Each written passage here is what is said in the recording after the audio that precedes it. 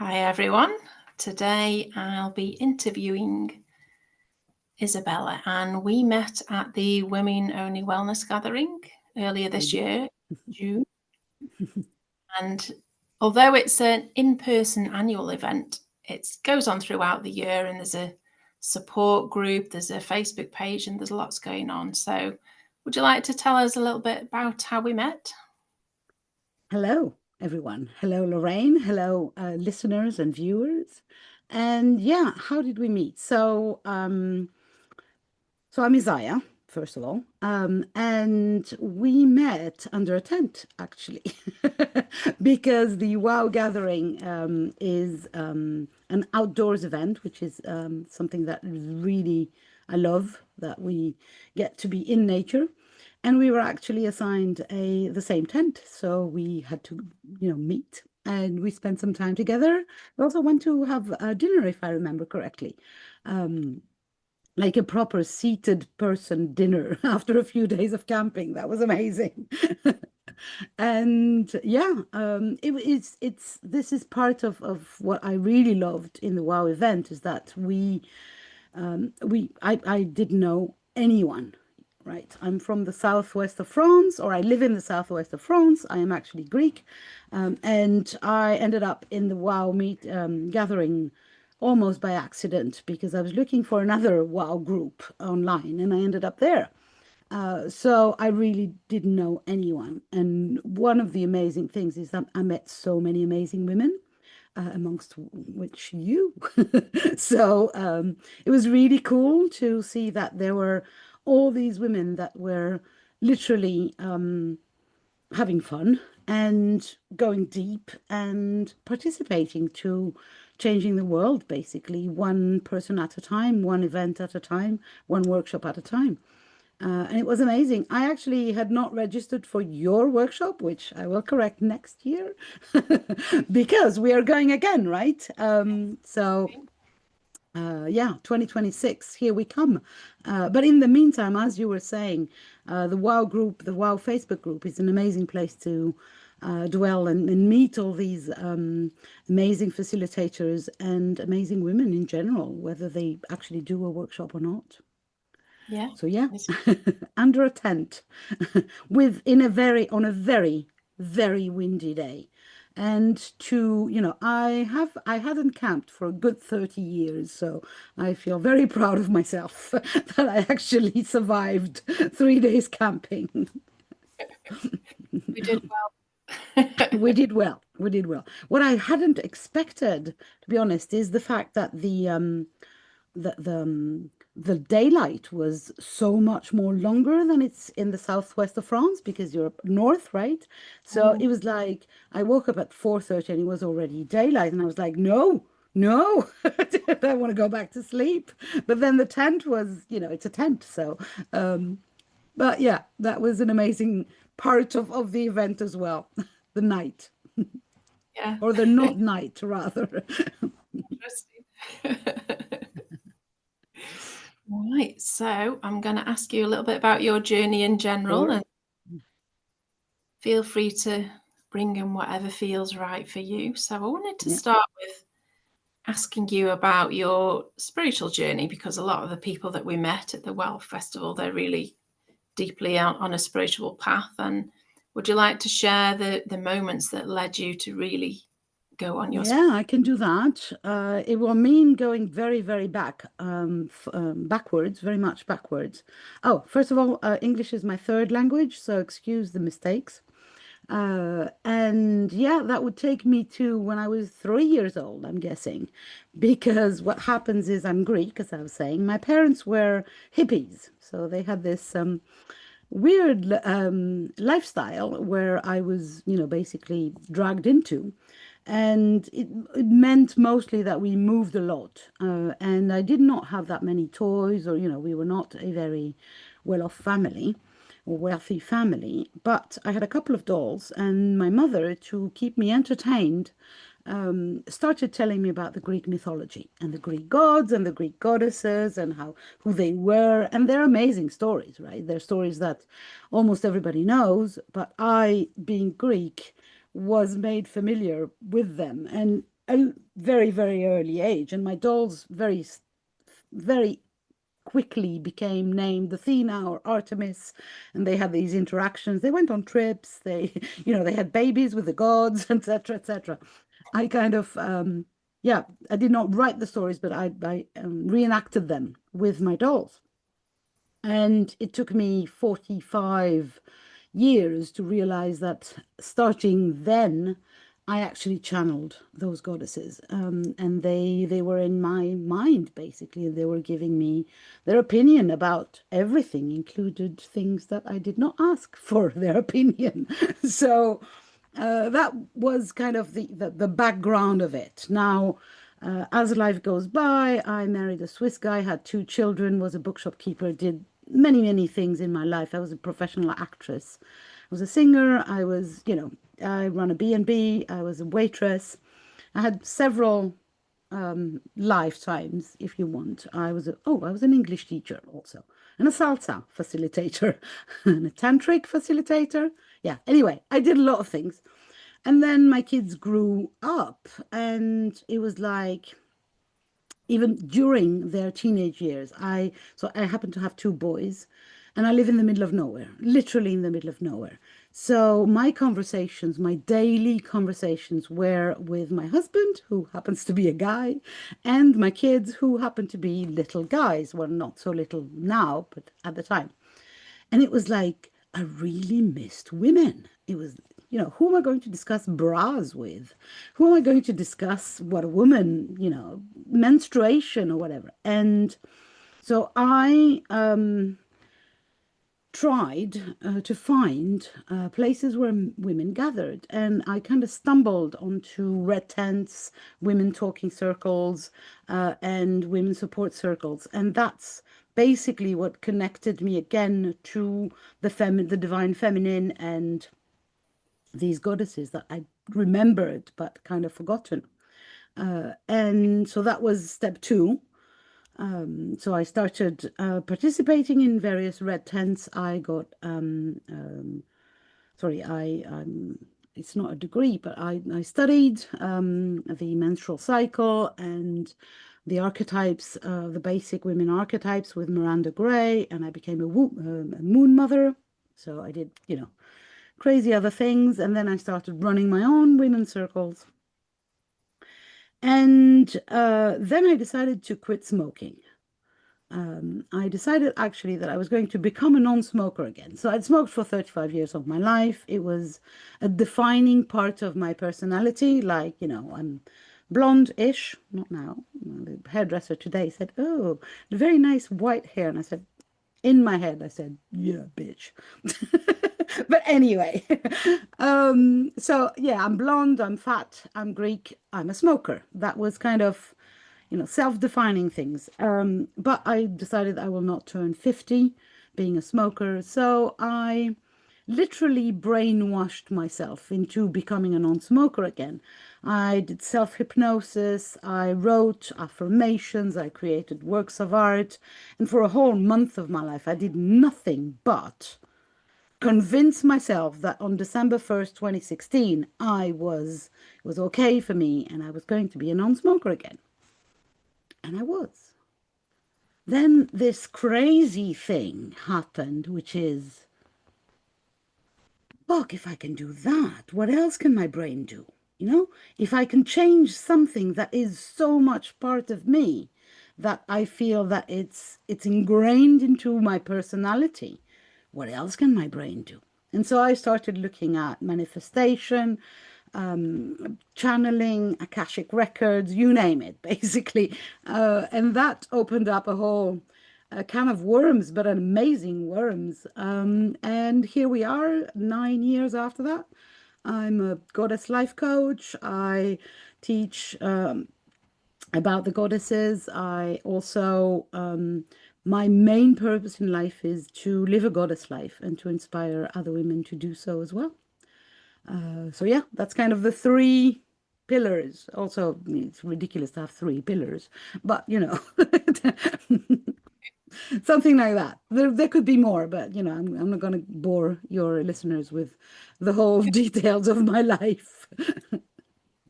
It's fascinating, your life. So Thank you. like me, you like to travel around and things as well, and you're also on the spiritual path in the same way that I am. And what about your connection with nature? Do you want to tell us a bit more about Oh, yeah. So that's a big thing also for me because when I was a kid, again, I happened, after even during, but mostly after the communes, after my parents kind of quieted down and decided to settle somewhere. This somewhere was in a very tiny village in the southeast of France. My mother is Greek.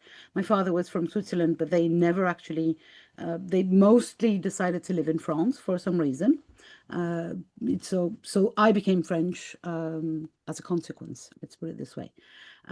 So we were living in this very tiny village, and I was discussing that the other day with a very old friend of mine, and I was saying, the school was 10 minutes away. I used to walk to the school. So in the morning, it would take me 10 minutes. In the afternoon, it would take me 2 hours to come back because we stopped in the fields. We played, we built huts in the woods. We kind of spent all of our time outside, and outside was woods and fields and there was a little river, not river, tiniest thing, and we observed frogs and we played with, everything, every little stick or rock, and I spent most of my days outside. Also, I'm an only child, so inside was boring, basically. The only thing that I could do inside, and I did love it, was reading. So I became also a bookworm. So yeah, I grew up a nature, an outdoors person. Nothing to do with sports or anything like that. It was just, I was out there basically. And I forgot that for a while because you go to university, it's a big town, you study, blah blah blah. And then we opened a bookshop at some point with my husband. And after a few years, we decided, crazy idea, let's have a kid. So we actually did. And when my son was born, after a year or so, it was like, I really felt that this was not my life. It was like I was giving my baby, well, my 1 year old to a nanny every morning at 7 a.m. and going to work to the bookshop, which I loved.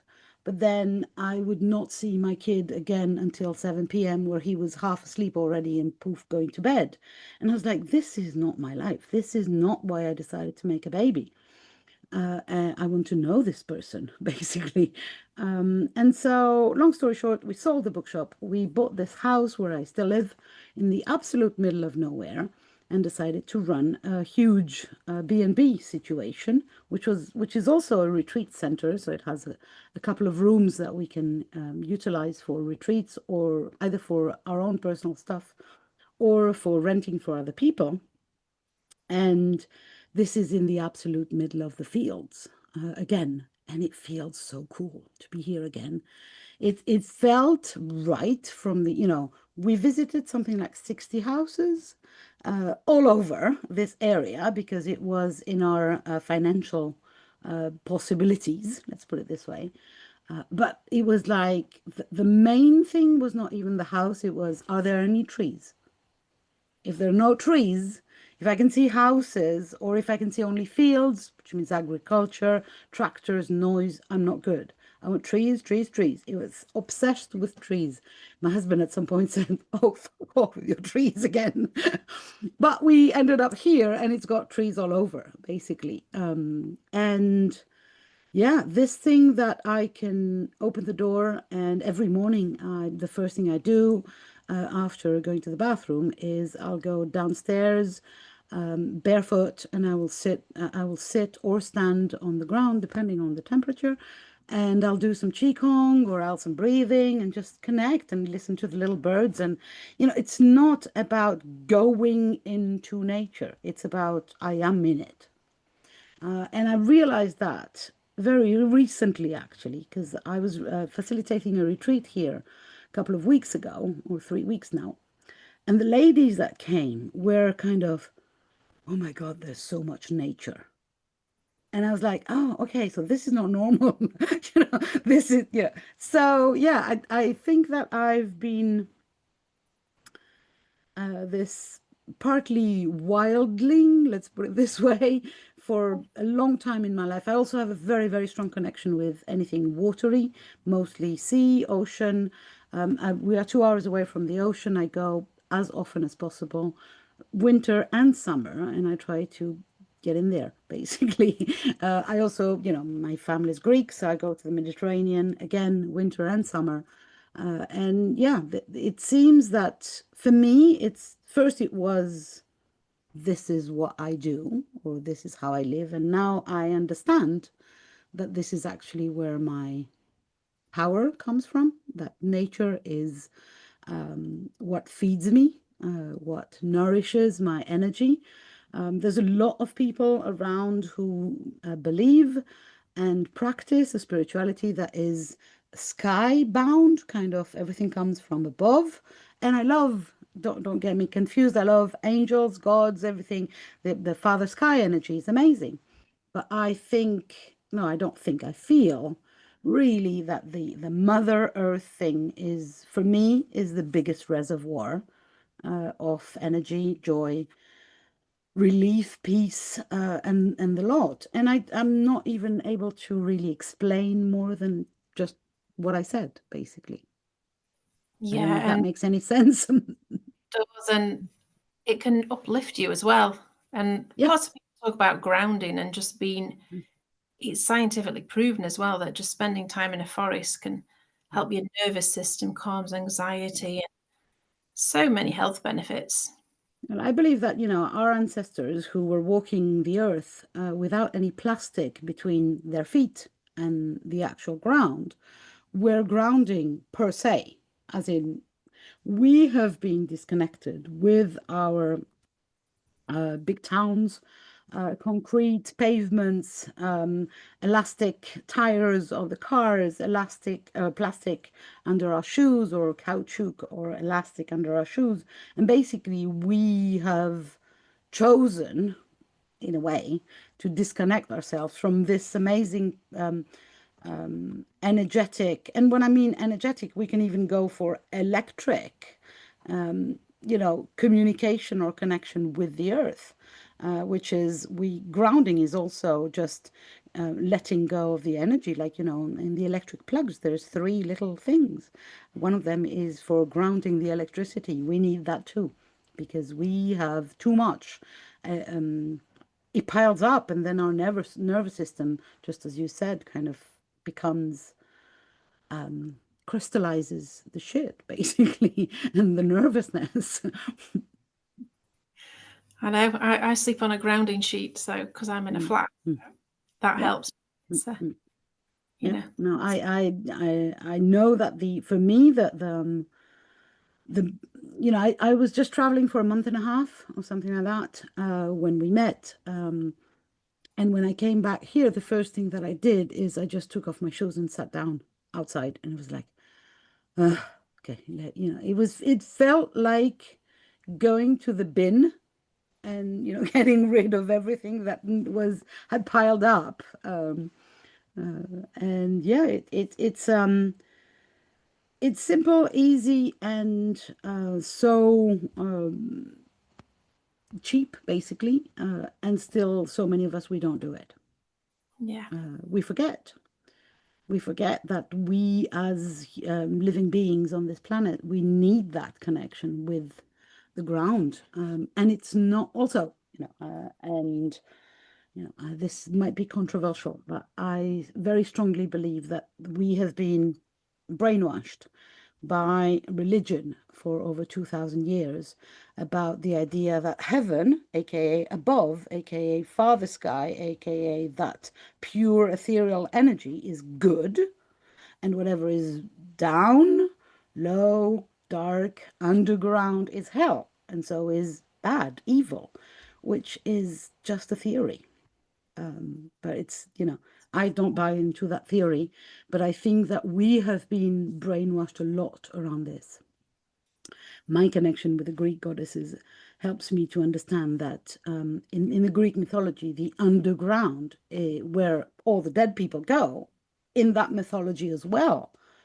But all the dead people, good ones, bad ones, evil ones, naughty ones, and nice ones, basically, which also makes sense with a very practical thing that the Greeks, just like most of us, we do used to bury their dead. So it makes sense that they go underground. But it's not because they're punished, they haven't been good or whatever.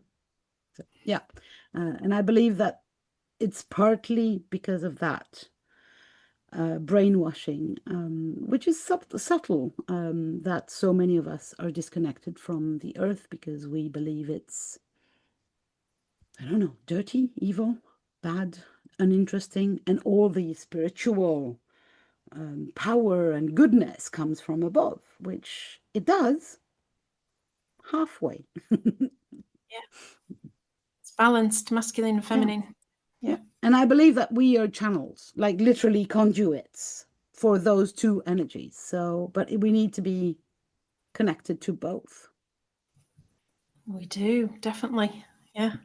I'm just looking at your artwork behind, and It that's a says big. gratitude. It's not very legible, I think, but it does say gratitude. It's a very old one. How do you But artwork and things like that in your work? I noticed. in many ways. First of all, I am connected with, as I was saying, the Greek goddesses and each of the 8 archetypes, because they're archetypes. It's not that much the actual goddess or the idea of the goddess, it's the archetypes. So what symbolically the meaning of this goddess is. And the thing is, because they have been around for 6,000 years, and they're all in the stories, in the movies, in the books, we kind of know what they are. So they have become archetypes. And one of the most known ones of the 8 that I work with is Aphrodite. And Aphrodite is goddess of love, as we all know, but also of beauty.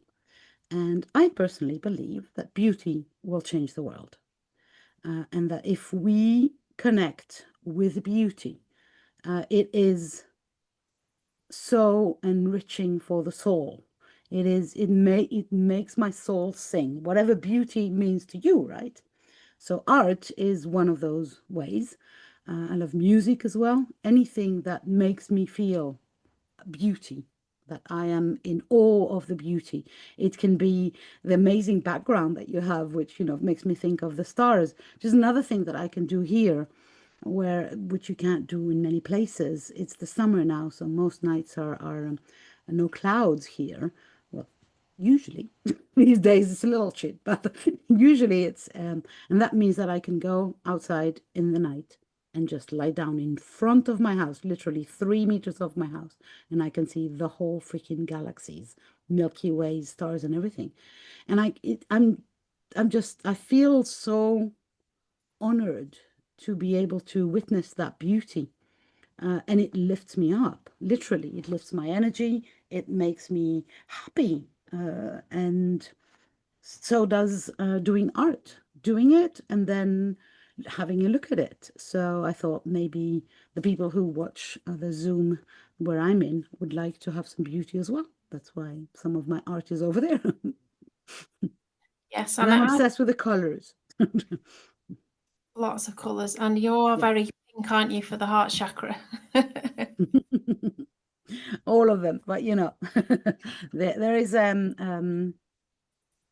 a chakra that is connected with each of the the Greek goddesses archetypes I work with. And I believe that just like the chakra system, actually it's not about picking one or the other goddess, one or the other chakra. It's about becoming this conduit. So opening all the doors, all the portals, and then becoming this.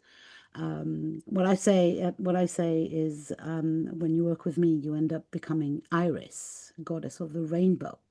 And Iris, the Greek goddess of the rainbow, was the messenger goddess, but not between gods. She was the messenger between, in the stories, between humans and gods and goddesses.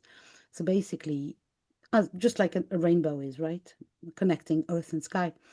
And so basically, we can become this conduit that we communicate with the divine.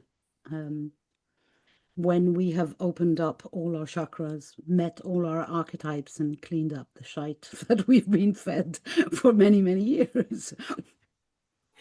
And So things yeah, are changing. sorry? Particularly, things are definitely changing. In this last few years, people are starting to realize it's time to Yeah, do some work to wake up. absolutely. And for me, I because of what I told you earlier on, I work with women exclusively because I feel that I've been disconnected from my feminine for so many years. I was raised by people who believed that I was basically, most important part of me was my brain. So my Athena archetype, and actually that brain was genderless. And I was invited to ignore anything that was of the body, anything that was connected to my femininity. Sorry, I'm not sure about this word. Womanhood. Yeah, womanhood. um, and to consider that it was just a nuisance, or something boring and annoying. The menstruation thing was just like, okay, you have to deal with it, but grab a tampon and forget about it. And it took me years of literally studying and going back to no, no, no, this is what we are as women, and that reconnection is, part of reconnecting to nature, because this is our nature, in a way, and this cyclic nature of women is, I think, what changes the game, when we can really reconnect to that and be okay with having ups and downs and going round and round in this spiral of growth, because growth is not, it's not like a flat circle. It's not like we go every month into round and round. It's not a merry-go-round. It's an upward spiral, I believe, self-development or growth. And for women, it just walks with our menstrual cycle, the moon cycle, the earth cycle, the seasons. And if we can reconnect to that through whatever means, practices, there's so many ways. I work with the Greek goddesses because I know them, but I know so many people who work with completely different modals, and anything goes basically, as long as we come back to who we are. Yeah, and that's what it's all about, really, isn't it? Tuning into being authentic. Yeah. And what advice would you give to people who are just sort of dipping the toe into their spiritual self, and where to begin without being overwhelmed? So my theory, and it's a very simple one, and before telling my theory or my motto, I will explain why I think that simple things are dangerous.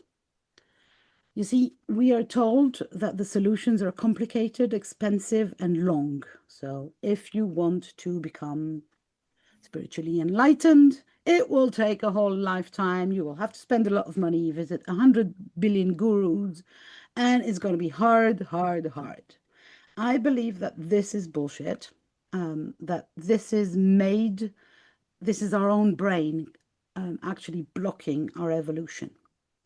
It's about, if I can persuade myself that the reason why I'm not changing and going towards where I say I want to go is because it's so expensive, complicated, long, then that explains everything, and I can just stay in my little discomfort place here.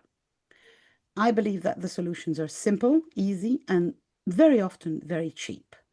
So my motto is start now, start small, keep going. And it's not sexy. We all would like the quantum thing where you go, poof, and I wake up one morning and I've lost 600 pounds or whatever. And I now can hear the voice of the angels, and I manifested £1 million, and I'm there basically. My son told me one day, but Mum, we had this conversation about what I was doing, and I was trying to explain. He was still a teenager, but he's really clever, I think. And he said, Mum, people like novelty. So they want newness, something new. They don't like change, because change is the freaking in between. We all want to become butterflies. No one wants, we know we're caterpillars, right? We all want to become butterflies, but no one wants the gooey in between there. The ugly face where the wings are glued to each other and it's painful. But that's what it's all about, because basically, if we were meant to be angels, if our souls had chosen this time around, I believe in reincarnation, or in new lives, if our soul had chosen butterfly, aka angel, ethereal, we would not be in these bodies. We have chosen to be in these bodies to experience life as a human. So basically the gooey in between, right? So, and that's where the fun lies. That's where the joy can be found. Every day stretching a little bit more of these gooey wings. And that means the consistency is the non-sexy way to radical transformation, to radically getting where you want to be. Never stopping until you get there. And you know what? I'm guessing we're never getting there. Not before we die. Because if we were to go there, what happens is then we get to perfection, right? And perfection there is no way up after perfection, right? The only way is down. So what happens with perfection is that it's static, aka dead. Yeah. The only things that are perfect are dead things. Everything else is constantly changing, evolving, and not stopping at perfection or whatever stage. So if we are okay with just, okay, this is it, this is what we're doing, we're walking towards, and some days it's amazing and we're on this amazing wow gathering where everybody loves each other and it's so good for my soul. And then the day after that, there's a freaking strike in the train that is supposed to take me home, and there is no air conditioning, and I'm boiling, and I'm not spiritual, I'm just angry as fuck because, and that's life. So yeah, start now, because why wait? There is no other time, basically. The past is past, the future doesn't exist. The present is the only time that we can actually have a power onto. So start now. Start small, because no, you're not going to change everything in 24 hours. The quantum thing is a trap, actually. So start small, pick one thing. I don't know. You want to be journaling every day? Write every morning 5 things that you would like.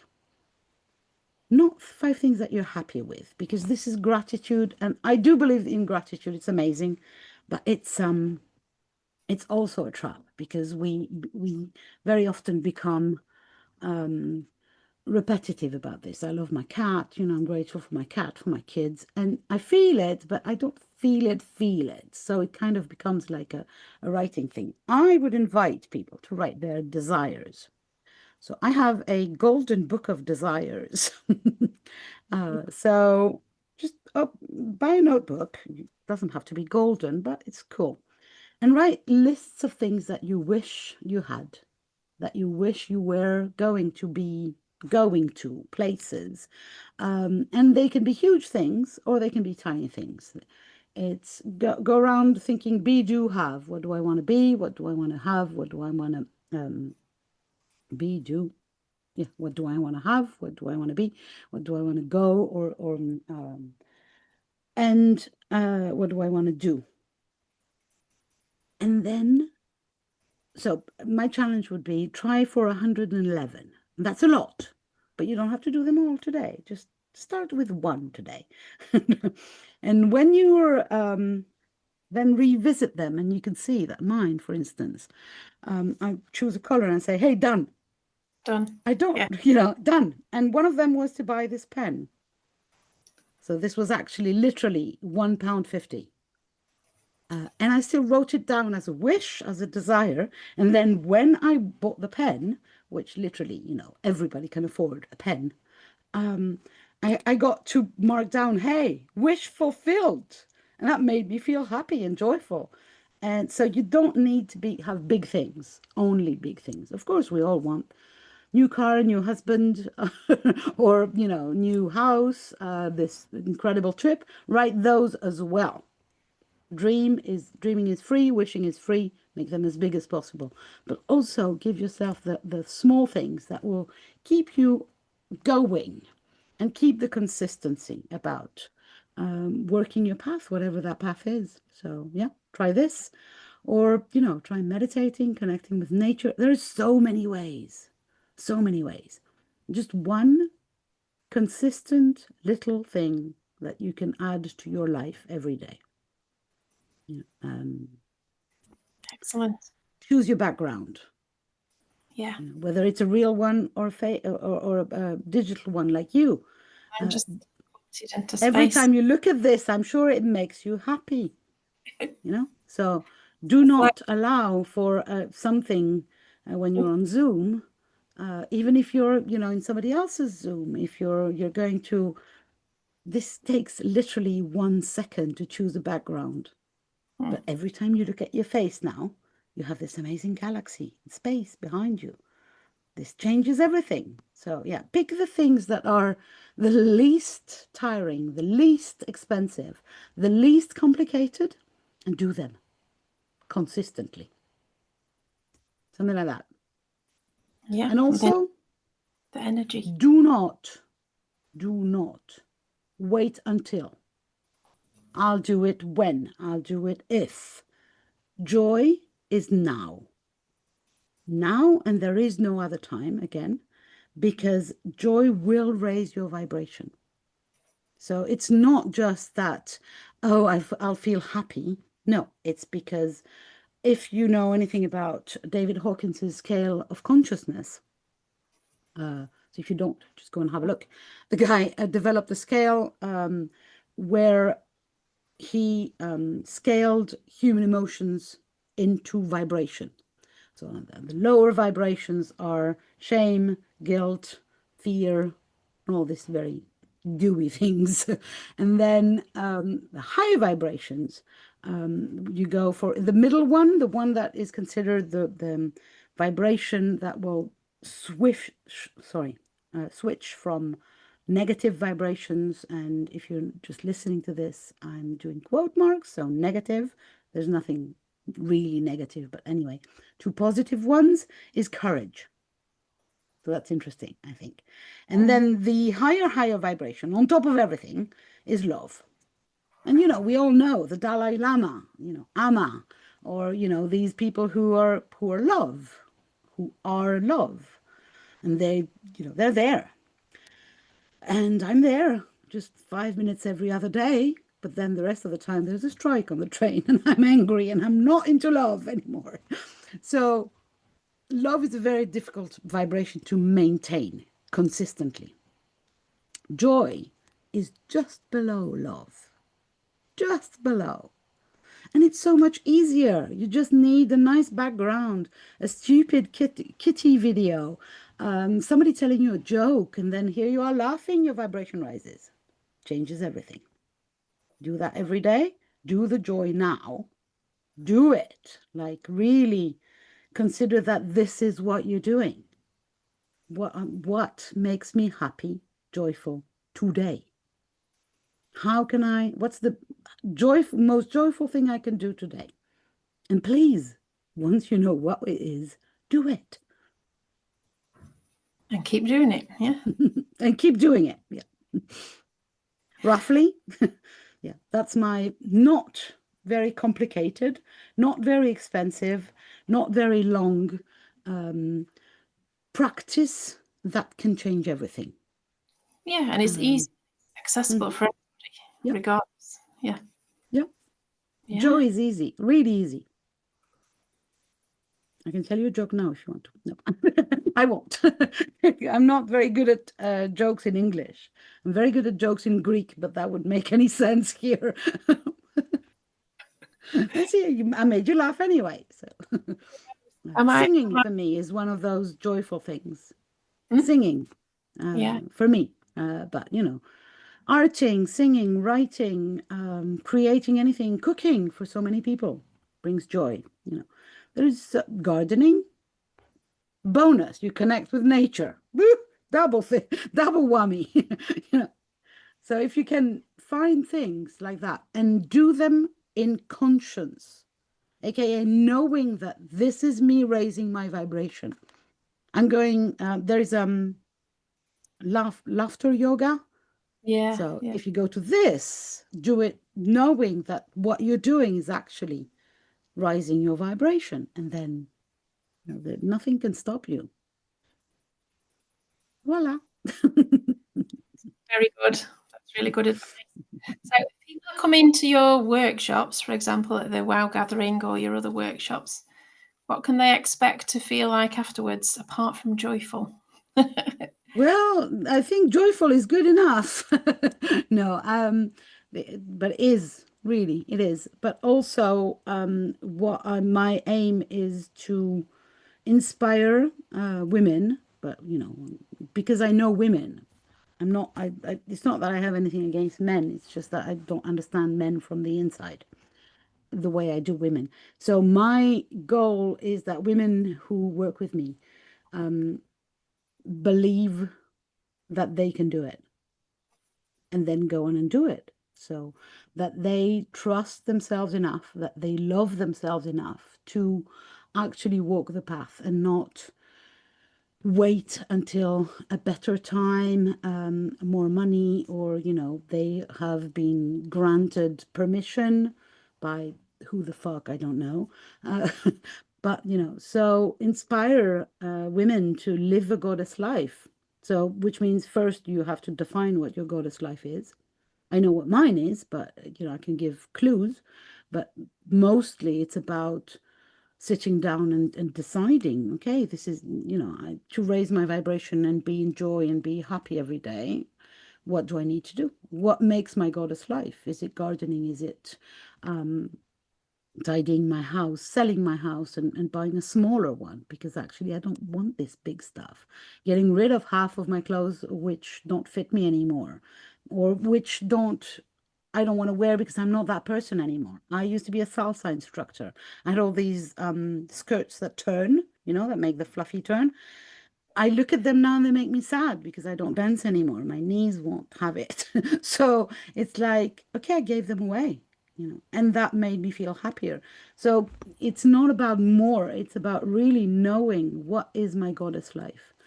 And when I don't walk barefoot for 5 minutes a day, I know that my vibration rises. I feel less happy. I feel that it's complicated. Oh, suddenly everything looks complicated and feels hard. And I think, oh, fuck, forgot again. Forgot again. What's my goddess life? And there are some non-negotiable. Joy is the main one. How do I get there? So once we have decided that we know what are the non-negotiable bits of that makes me feel like a goddess every day, aka joyful, happy, peaceful, whatever you want to call it, then do it. But and we're going to forget. We're going to, because life. We're also going to have some moments in life where we'll change our minds. As I was saying, I was a salsa instructor. Dancing was very high on my list. Now it's not anymore because my body doesn't agree with me dancing like a crazy woman like I used before. So I had to change. I'm not a robot. I'm okay to change my non-negotiables. I'm a goddess, not a robot.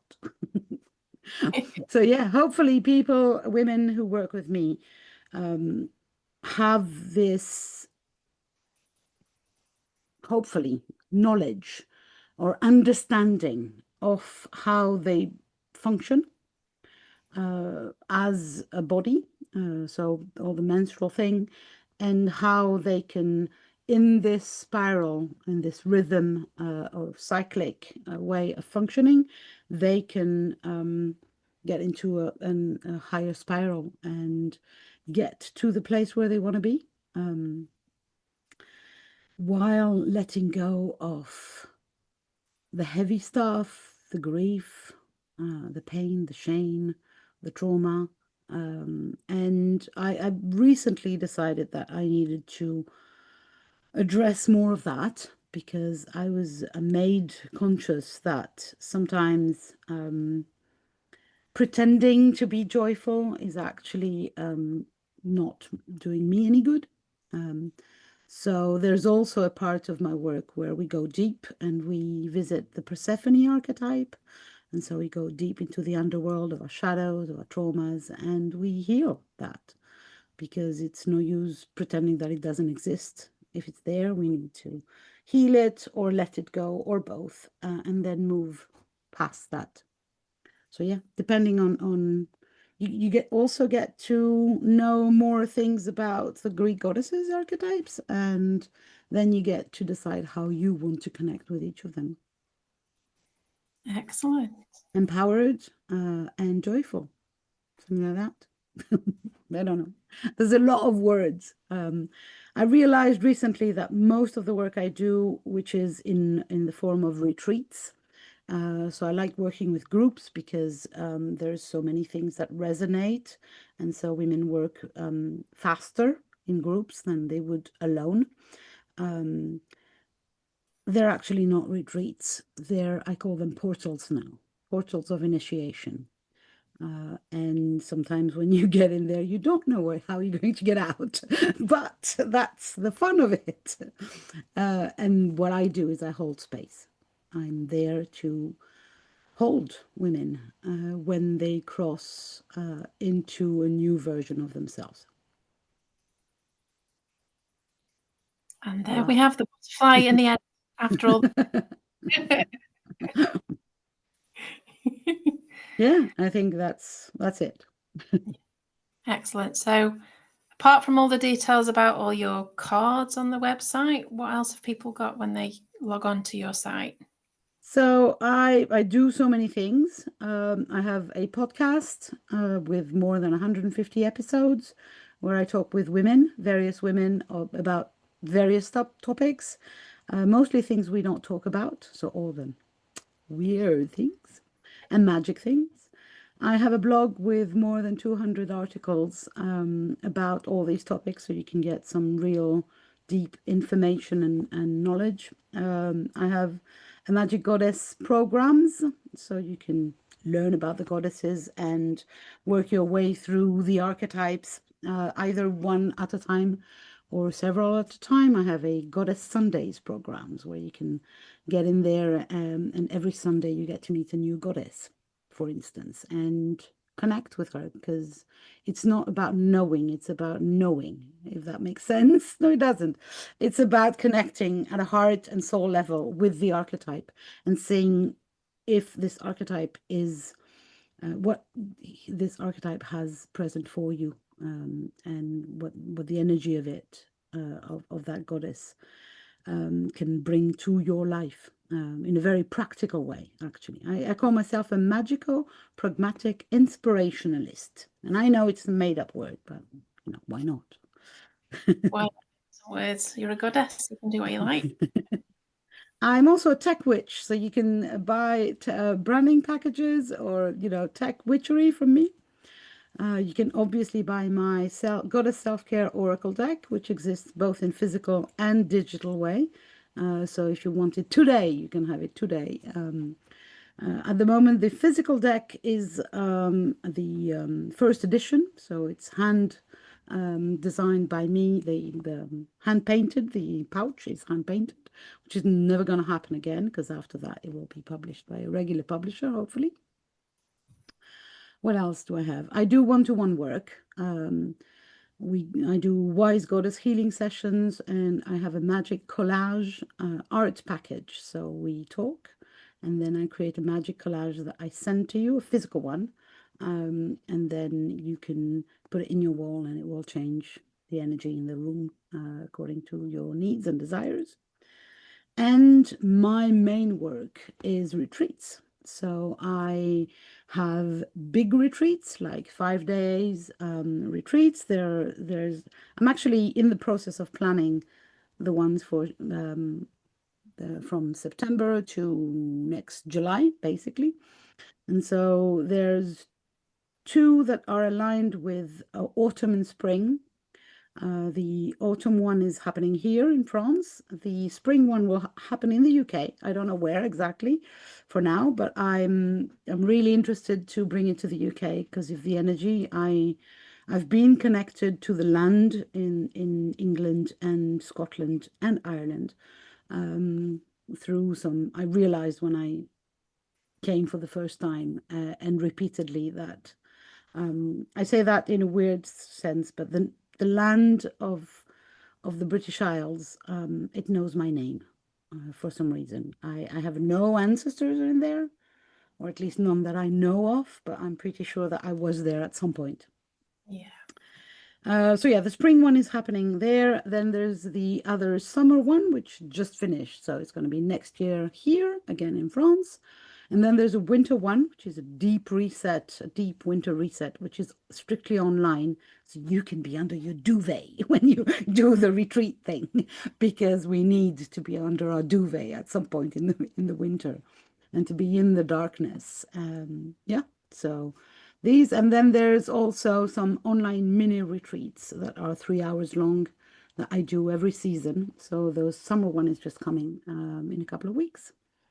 And yeah, master classes, blah, blah, blah, you name it. A lot. But you know, I'm in the process of writing my second book and of publishing another 2 oracle decks. So this is my underground work for now. I'm writing both an essay and a novel about this thing. And then someone I met at WoW said, hey, you should do a board game with your thing, a spiritual board game. And I thought, I like this. So this might be happening. more about that later. Nice. Yeah. We'll be playing it next year. Yeah. Prototype. Exactly. So yeah, a lot of ways to connect with me. Everything is on my website. It's isayabel.com. The people who want to get my free Living a Goddess Life handbook will also be able to by clicking on the link that should be below your video or above or around your video. And this is a PDF that will get you through a first encounter with the goddesses and how you can start living your goddess life. Voila. Thank you very much. It's been lovely. Yeah, thank you so much. It's interesting because every time somebody asks, so what the heck are you doing, Isaya? I come up with new answers. So then I go and think, oh, that's interesting. I should do that. You know, I should phrase it like that. So it's really, thank you. Thank you for the opportunity. Thanks a lot. And I'll thanks a lot to you as well. Lovely. Okay. Bye for now.